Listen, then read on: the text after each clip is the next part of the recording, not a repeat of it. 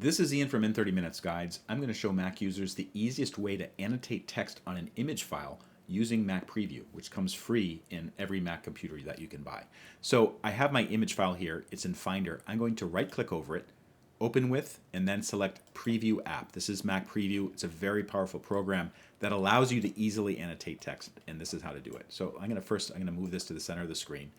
The next thing I'm going to do is I'm going to open up a toolbar which shows these cool tools you can use to annotate it. So go to View and then Show Markup Toolbar.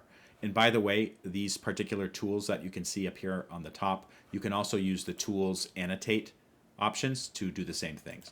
But I found this image. It's of a shipping label, and let's say there's a problem with it and I need to let somebody know what the problem is by annotating it and then sending it to them. So I'm going to add some text.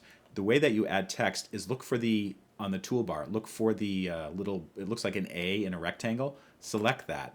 And I don't know if you just noticed it, but in the middle of the image, there is a box that appeared that says text. So I'm going to say, this is the wrong address. All right.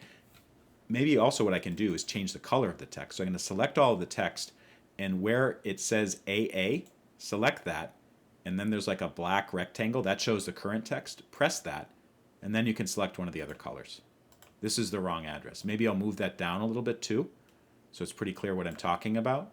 If I want to change the font or the size of the text, I can do that as well. Again, select the AA drop-down, and then I can change it to, let's say, Calibri. Okay, and maybe I can even make it a little bit bigger.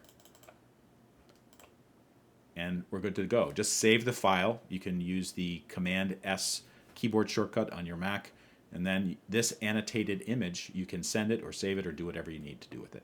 If this video helped, please take a moment to like it, follow me, and I'll see you next time.